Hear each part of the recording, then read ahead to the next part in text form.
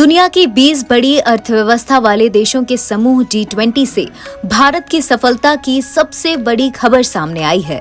दरअसल नई दिल्ली G20 घोषणा पत्र को मंजूर कर लिया गया है।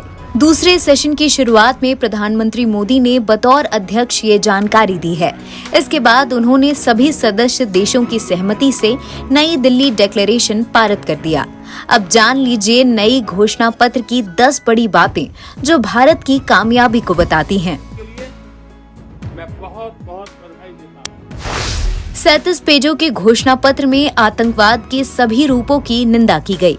समिट शुरू होने से पहले ही सबकी इस पर निगाह थी कि सभी सदस्य देश संयुक्त घोषणा पत्र पर राजी होंगे या नहीं। नई दिल्ली G20 घोषणा पत्र में रूस का सीधे तौर पर नाम नहीं लिया गया। इसमें यूक्रेन युद्ध लिखा गया है। इस पर जोर दिया गया कि सभी राज्यों को संयुक्त राष्ट्र चार्टर के उद्देश्यों और सिद्धांतों के अनुरूप काम करना चाहिए।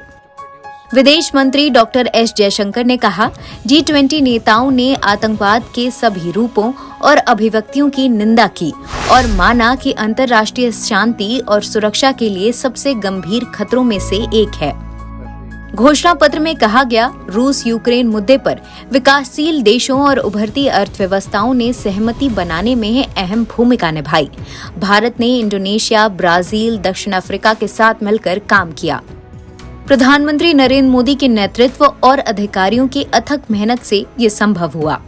संपन्न होते हुए वित्त मंत्री निर्मला सीतारमण ने कहा कि भारत की G20 अध्यक्षता से ऐसे समाधान तैयार किए गए हैं जो प्रत्येक सदस्य के साथ मेल खाते हैं। बड़े, बेहतर और अधिक प्रभावी बहुविपक्षीय विकास बैंकों के लिए G20 में समझौता हुआ है।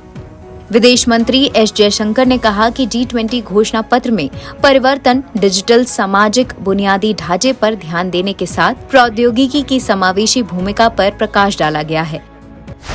G20 ने भारत को विश्व के लिए तैयार करने और विश्व को भारत के लिए तैयार करने में योगदान दिया है।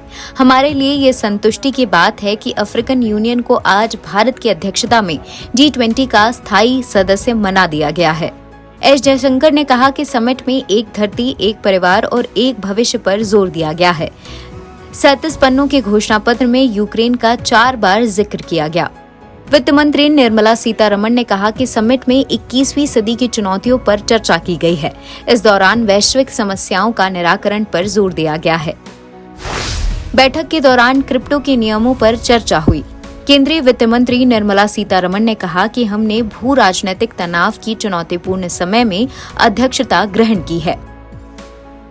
NBT ऑनलाइन की रिपोर्ट।